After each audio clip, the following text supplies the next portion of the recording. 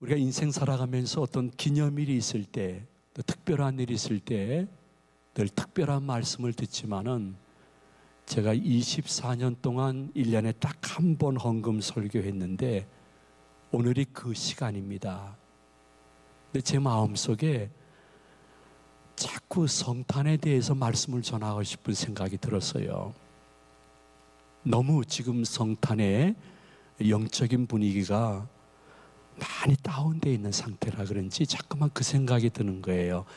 헌금 작정주일 설교보다 성탄 설교가 중요하다. 그래서 그냥 준비했어요. 여러분, 참 중요한 성경 구절인데 23절 상반절을 우리 한번 잘 천천히 한번 읽어보도록 하겠습니다. 보라, 처녀가 잉태하여 아들을 낳을 것이요. 천사의 예언입니다. 근데 이 예언은 원래 예수님이 동정녀에서 탄생하기 전 700년 전에 이사야를 통해서 예언되었던 내용이 성취되는 것입니다. 우리 이사야 7장 14절을 다 같이 읽어보도록 합니다. 그러므로 주께서 친히 징조를 너희에게 주실 것이라. 보라, 처녀가 잉태하여 아들을 낳을 것이요 그의 이름을 임마누엘이라 하리라. 아멘. 우리는 하루 앞도 예언하기가 힘듭니다. 잘 맞지도 않습니다. 근데 성경은 700년 전에 예수 그리스도의 탄생의 방법을 말씀하셨고 700년 후에 그 예언이 그대로 성취가 된 것입니다. 이것을 22절에서 증거해 주고 있습니다. 우리 다 같이 22절을 봉독하도록 합니다. 이 모든 일이 된 것은 주께서 선지자로 하신 말씀을 이루려 하심이니 이르시되 아멘. 그러므로 성도님들은 예수 그리스도의 초림의 예언이 때가 되면 성취됐듯이 예수 그리스도의 재림의 예언도 그분의 때가 되면 성취되는 줄로 믿으시기를 바랍니다. 그 신앙입니다. 산소망입니다. 사람들은 100세 시대라고 많이 이야기하는데 100세 사는 분들 별로 없어요. 통계를 보니까요, 남자 100명 중에 1명이 100세 사세요. 여자는 3분이 사세요. 그 중에 한 분이 저 김덕기 권사님 어머님 100세로 지난주에 소천하셨어요. 그러니까 100세 시대라는 것이 상상은 그렇게 하더라도 100명 중에 1명, 3명에 불과한 거예요. 우리 잘 살아야 70, 80, 90 사는 거예요. 그러다가 우리 믿는 상도님들은 죽음이 이제 다가오겠죠. 다가오면 아마도 웬만한 분들은 다 그렇게 고백할 것 같아요. 아마도 무릎 꿇고는 못할 것 같아요. 힘이 없어서. 그냥 이불에 둘어놓아서 두 손 모아서 할 것 같아요. 주님, 저를 천국으로 인도해 주심을 감사합니다. 이럴 거예요. 그리고 우리가 주님의 예언 중에 마지막 예언인 재림이 이루어지는 그날, 우리는 요한계시록 22장 20절 성경의 제일 마지막 부분의 고백을 분명히 할 것입니다. 아멘. 주 예수여 오시옵소서. 우리 한번 다 같이 봉독하도록 합니다. 이것들을 증언하시니가 이르시되 내가 진실로 속히 오리라 하시거늘 아멘. 주 예수여 오시옵소서. 주 예수의 은혜가 모든 자들에게 있을지어다. 아멘. 그러므로 우리는 항상 천국과 주의 재림을 대망하면서 성경과 성령의 뜻과 명령 안에서 살라고 해야지 그 밖에 나가는 것을 자유라 생각하지 말아야 돼요. 우리 모두의 삶이 얼마나 더 살지 모르겠지만은 하나님이 우리에게 허락해 주신 신앙과 삶의 규범인 성경, 그리고 하루하루 살아갈 때에 우리에게 말씀해 주시는 성령님의 뜻과 명령에 따라 살아가다가 언젠가 그분이 내 육신을 부를 때는 주님, 저를 천국으로 인도해 주심을 감사합니다. 주님이 재림하실 때는 아멘 주 예수여 오시옵소서. 이것이 여러분의 신앙 고백이요 방언이 되어지기를 축원해 드립니다. 그러므로 우리가 잠깐 23절 본문으로 돌아가서 생각해야 될 것은, 처녀가 이렇게 말했어요. 결혼하지 아니한 젊은 자매를 의미하는 것이죠. 잉태하여 아들을 낳을 것이라. 처녀, 남자를 알지 못하는 처녀, 동정녀가 어떻게 잉태할 수 있을까? 일반적인 잉태법으로는 불가능합니다. 보혜사 성령님이 특별하고 성별되고 유일무이한 방법으로 예수 그리스도를 잉태시킨 것입니다.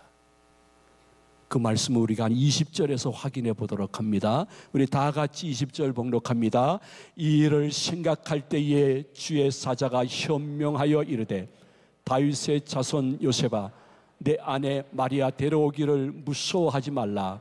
그에게 잉태된 자는 성령으로 된 것이라. 아멘. 오늘 2부 예배 끝나는데 어떤 남자분이 막 저한테 오시더니, 목사님 아유, 제 꿈속에 목사님이 현명하셨어요. 그러는 거예요. 내가요? 그러니까 그렇다는 거예요. 뭐라고 제가 꿈속에 나타났나요? 그러니까 본인이 3주간 교회 안 나왔대요. 저 3주간 교회 안 나온 그 자기를 향해서 목사님이 얼마나 책망을 하는지 다음 주에 갈게요 하고서 왔다는 거예요. 여러분, 그런 꿈 좀 자주 꾸시기 바랍니다. 정말. 예? 근데 주의 사자 천사가 현명하여, 야, 넌 특별한 방법으로 잉태해야 되겠다. 왜 그랬을까요? 이유가 무엇일까요? 예수 그리스도는 구주이시기 때문입니다. 구주는 사람이 되셔야 되지만은 사람의 보편적인 속성인 죄를 갖지 않고 죄 없이 무흠하게 태어나야 될 분이 구주이신 것입니다. 그러므로 남녀가 결혼해서 때가 차서 아이가 낳고 예수님이 나셨다고 하면 예수님도 원죄와 자범죄에서 헤어나올 수가 없습니다. 참된 구주는 인간의 원죄와 자범죄, 그로 인한 영벌과 지옥 권세에 처한 인생들을 구원해 주셔야 될 분이기 때문에 죄가 없이 이 세상에 태어나야 됩니다. 그래서 죄와 사망과 지옥 권세에 있는 우리들을 해방시키고 구원시킬 분이 구주 예수 그리스도이기 때문에 성령으로 잉태된 줄로 믿으시기를 바랍니다. 예수님의 이름 속에 그 진리가 포함되어 있습니다. 우리 한번 다 같이 21절을 봉독하도록 합니다. 아들을 낳으리니 이름을 예수라 하라. 이는 그가 자기 백성을 그들의 죄에서 구원할 자이심이라 하니라. 아멘. 이 동정녀 탄생으로 인해서 원죄와 자범죄가 무관한 상태의 인류를 구원하시기 위해서 오시는 예수님의 진리가 얼마나 중요하냐면요, 첫째 아담 이 땅에 하나님이 주실 때도 죄와 상관없이 하나님이 손수 지으셔서 창조하셨습니다. 동시에 둘째 아담 예수 그리스도께서 이 땅에 오실 때도 죄와 상관없이 동정녀의 몸에서 성령으로 잉태되어 초자연적인 방법으로 오셔서 구주가 되심을 우리에게 확실히 증거해 주셨고, 그 아기 구주 예수 그리스도가 오시는 날이 성탄의 날인 것입니다. 이 동정녀 탄생의 진리는 우리가 연구해야 될 대상이 아닙니다. 여러분들이 무엇을 끄집어내가지고 증명해야 될 대상도 아닙니다. 죄 없이 이 땅에 오시는 예수 그리스도의 동정녀 탄생의 진리는 우리가 믿음으로 받아들여야 될 대상인 것입니다. 우리가 은혜로 아멘 하면서 받아들여야 될 대상인 것입니다. 감사함으로만 받아들여야 될 대상. 이거 증명이나 연구의 문제가 아닙니다. 믿음의 문제입니다. 은혜, 믿음, 감사함으로 받는 사람이 이 세상에 수많은 사람 가운데 얼마 있는데 그 사람들이 누굽니까? 하나님이 택하시고 가까이 오게 하사 동정녀 탄생의 진리가 믿어지게끔 하는 얼마의 사람들이 있는 것입니다. 이해하기 어렵겠지만 한번 성령 의지하여 여러분에게 선포한다고 하면 참된 구주는 신성을 지니신 하나님이셔야 됩니다. 동시에 인성을 지니신 사람이어야 됩니다. 이 두 가지를 속성으로 확실히 갖추기 위해서는 남녀가 결혼해서 원죄와 자범죄와 연관된 상태에서 태어난다고 하면 그 사람은 구주가 될 수 없습니다. 여러분 생각해 보십시오. 그냥 가정입니다. 혹시 여러분 가족 중에 그러한 분 있으면 용서해 주고 들으세요. 자, 전과 5범이 계십니다.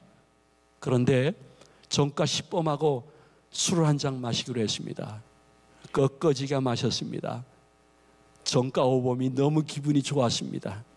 그래서 술 마시는 과정 속에 전과 10범에게 선포했습니다. 오늘 밤 네 모든 죄와 전과가 없어질지어다. 그래서 그 개그에 불과합니다. 그렇다고 해서 그의 죄와 전과가 없어지지 않습니다. 왜? 같은 죄인이기 때문인 것입니다. 그러므로 구주 예수 그리스도는 참신과 참사람이 되셔야 됩니다. 죄가 없으셔야 됩니다. 그러나 사람이어야 됩니다. 그래서 예수 그리스도께서 하나님으로서 이 땅의 동정녀의 몸에서 탄생하셔서 우리의 죄를 대신하여 십자가에서 대속의 죽임을 당하신 것을 믿음으로 고백하시는 분들은 아멘 하시기 바랍니다. 근데 지금 한국은 흐름이 참 많이 세속화돼서요. 여러분 한 번쯤 들어봤을 거예요. 포스트 모더니즘이라고. 다원주의. 다원주의라는 말은 무엇이냐면 절대 진리를 거부하는 것입니다. 그러니까 이것이 절대적인 이거 하나밖에 없다 하는 절대 가치관을 거부하는, 그래서 예수 그리스도만 구주다 하는 것을 거부하는 포스트 모더니즘, 다원주의 중에 종교 다원주의가 쫙 낮은 구름처럼 예술, 문화, 사회, TV, 인터넷, 심지어 종교계 안에도 다 퍼지기 시작했습니다. 그래서 사회적인 모든 흐름은 예수 그리스도는 유일한 구주이십니다. 예수님만 인생의 길이요 진리요 생명입니다. 선포하는 이건영 목사는 보수 바통입니다. 그리고 무식한 목사입니다. 도량이 없는 목사입니다. 그런데 지식인 목사님, 신학 교수님으로 통하시는 분들이 있습니다. 누군지 압니까? 예수님 밖에도 구원이 있습니다 하면 그 사람은 도량이 넓고 고집쟁이 아닌 아주 지식인 목사님, 신학 교수로 통합니다. 그저 교회 안에만 구원이 있는 게 아니야. 무슨 종교를 믿더라도 결국 선하게 살면 나중에 다 좋은 거 천국 가는 거야. 이렇게 얘기하는 목사님과 신학 교수는 굉장히 아량이 넓고 사회에서 지식인으로 인정을 받고, 저 같은 것은 보수 꼴통입니다. 그러다 보니까 이러한 종교 다원주의의 흐름 속에서 우리 교인들 중에 적지 않은 교인들도 세상에 나가서 살면서 예수 그리스도가 유일한 구주이며 나는 예수의 제자라는 것을 적당히 변색한 청개구리처럼 숨기면서 살기 시작했습니다. 생존의 보호색이 필요했습니다. 그래서 믿지 않는 가까이 있는 분들이 보게 되면 교회 안 다니는 것 같은데 또 교회 다니는 것 같기도 하고, 저 사람의 정체는 무엇일까? 점점 우리들의 마음속에 자신이 기독교인이고 예수의 제자인 것을 숨기는 것을 강요하고 있는 사회에 낮게 깔린 구름과 세력과 악한 영을 혹시 보시고 계시는지요? 그래 점점 석가탄신일은 불교인과 온 국민들이 많은 관심을 기울입니다. 근데 점점 예수님 탄생은 기독교인과 국민들의 마음속에서 사라지고 있습니다. 심지어 우리 교인들 마음속에도 사라지는 것 같아서 헌금작정주일보다 이 설교가 더 중요하다. 더 중요하다.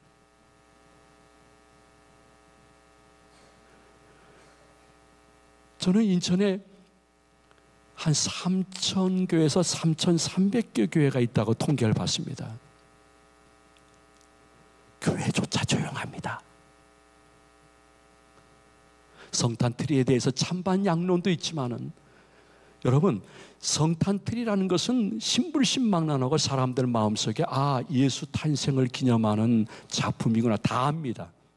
만약에 한 3,000여 교회가 자기 교회 크기에 맞게끔, 예산에 맞게끔 작고 큰 트리를 교회 안팎이라든지 교회 앞에 노탈 이런 데 설치해서 3,000개 트리가 인천을 쫙 12월 달에 한번 장식한다고 생각하십시오. 그러면 틀림없이 믿지 않는 사람들은 첫 번째 반응이 올 것입니다. 그 교회들이 그 돈 있으면 가난하고 불쌍한 사람들 도와주지 무슨 트리를 만들고 있냐 하고 이야기를 할 것입니다. 근데 그러다가 계속 트리가 눈앞에 보이게 되면 사람은 누구나 다 영혼을 사모하는 마음이 있습니다. 종교성이 있는 것입니다. 도대체 그러면 왜 기독교인들은 성탄절 때 저렇게 트리를 많이 해놓고 예수 탄생을 기뻐할까? 예수가 누구일까? 그분들은 평생 한 번도 교회 안 들어왔기 때문에 이러한 좋은 말씀을 들을 수가 없습니다. 교회 밖에 많은 분들은 성탄 트리를 통해서 예수가 누구일까? 그러다가 교회 다니는 친구가 했던 말이 기억날 수도 있을 것입니다. 난 교회나 목사님들은 별로 좋아하지 않아. 근데 난 예수 좋아서 지금까지 교회 다니고 있어. 도대체 그 말은 무슨 뜻일까? 무슨 뜻일까? 그때에 보혜사 성령 예수의 영이 임마누엘 하신다는 것은 먼저는 여러분들과 함께 있는 것을 기뻐하지만은 아직 예수 밖에 있는 사람들에게도 예수 그리스도는 임마누엘 함께 하시기를 좋아하시는 줄로 믿으시기 바랍니다. 그 가운데 구원받을 사람이 예수 그리스도께 감동되어 임마누엘 주님 곁으로 온다는 사실은 모든 교회의 역사 가운데 작고 큰 간증으로 있음을 부인할 수 없습니다. 우리 한번 23절 중반절과 하반절을 다 같이 봉독해 보도록 합니다. 그의 이름은 임마누엘이라 하리라 하셨으니 이를 번역한즉 하나님이 우리와 함께 계시다 함이라. 아멘. 하나님은 여러분들에게도 함께 하지만은 아직 예수 밖에 있는 여러분의 가족들에게도 임마누엘로 함께 하시는 줄로 믿으시기 바랍니다. 어떤 계기가 있어야 됩니다. 근데 하나님이 주신 좋은 계기조차도 기독교와 교회 자체도 조용하고 있습니다. 아픔입니다. 우리만이라도 예수 그리스도의 성탄을 기뻐하고 기대하고 그분의 우리 가운데 오심을 설레이면서 12월을 보낼 수 있는 영성이 성령의 도움으로 여러분 모두에게 임재하시기를 축복을 드립니다. 우리 솔직해져 봅시다. 내 애가 태어났습니다. 100일이 됐습니다. 돌이 됐습니다. 너무너무 좋습니다. 기대와 기쁨과 설렘 속에 돌잔치를 준비합니다. 세상에 초청장도 만들고 애기 사진도 만들고 동영상도 만듭니다. 되게 기쁘고 설레입니다. 많은 사람들이 오기를 원합니다. 자기 혼자 노는 설렁탕 7,000원짜리도 아껴 먹으면서 1인분에 3만원, 5만원짜리 뷔페도 전혀 아깝지 않다고 하면서 내 아이의 돌이 다가왔을 때 그렇게 기대하고 기뻐하고 설레이고 있습니다. 예수님이 내 애기 돌보다 못하다 이거냐? 그거 아니라고 생각합니다.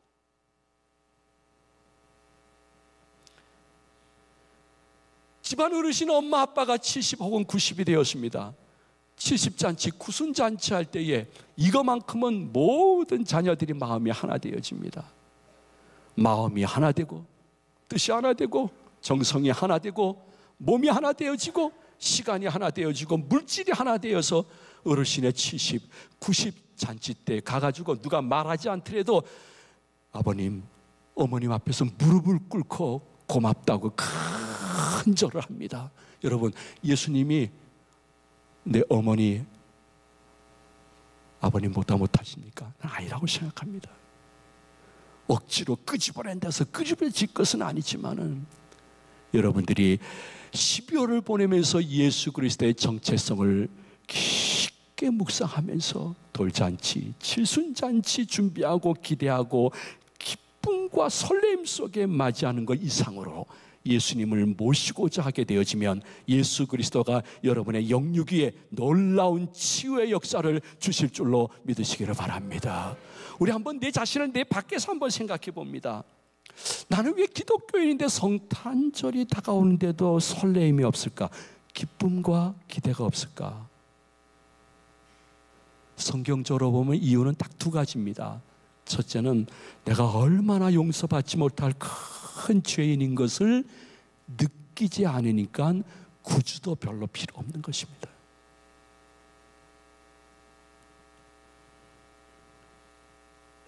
내가 이 정도 살아가는데 나만 그 짓 하나? 뭐 들춰내봐라. 그 사람들도 다 그 짓 할 텐데 뭐. 내 죄의식을 느끼지 못하는, 내가 이 정도 경건이면 그래도 괜찮은 경건이지, 저 장로, 저 집사 권사보다는 내가 그래도 경건이 그래도 나은 거지 하는 영적인 우월감. 종교교육자 마틴 루터라고 있었습니다. 마틴 루터 친구, 아주 절친이에요. 절친인데 그 친구는 일평생 자기가 정해놓은 경건의 방법으로 사는 친구였습니다. 늘 자기는 옳고 다른 사람은 이건 아닌데, 내가 생각하는 것은 참이고 저 사람이 행동하는 것은 잘못된 것이라고 생각하며 자신의 경건을 끝까지 유지하면서 자신은 경건하고 경건한 것을 말은 안 하지만 행동으로 표현하는 친구를 보면서 마틴 루터가 한마디 했습니다. 뭐라고 하시는 줄 알아요? 야, 이 친구야, 야, 넌 너무 이렇게 고결하지 말고 좀 세상에 나가서 좀 죄 좀 지어라. 죄 좀 지어서 예수님도 너를 좀 용서할 수 있는 기회를 드려라. 이렇게 얘기를 했습니다. 유명한 말입니다. 우리 모두에게 우리는 얼마나 큰 죄인인 것을 모르기 때문에 구주 예수 그리스도의 성탄도 그리 설레일 필요가 없고 기대가 안 되는 것입니다. 그러나 여러분, 한 가지는 꼭 12월 달에 기억해야 됩니다. 나는 내가 생각한 것보다 하나님과 성경 빗대어 봤을 때 더 큰 죄인입니다. 예수님은 여러분이 생각한 것보다 여러분들을 더 사랑하고 사랑하시는 분이십니다. 이거 하나만 기억한다 하면 여러분의 성탄은 지난해와 달리 분명히 다를 것입니다. 나는 내가 생각한 것보다 더 큰 죄인입니다. 예수님의 대속의 사랑은 내가 생각하는 사랑보다 더 큰 사랑인 것을 고백합니다. 그 예수 그리스도가 오십니다. 성탄입니다. 감사합니다. 주님께 영광을 돌리며 무릎을 꿇고 경배합니다. 이것이 여러분의 신앙의 아름다운 12월 달의 모습이 되어지기를 이 말씀을 준비하시는 예수님의 이름으로 소망을 드립니다. 말씀을 마칩니다. 그러면 예수 그리스도를 구주로 진짜 영접한 사람, 내 영혼의 주님이시요 내 육신의 주인이십니다.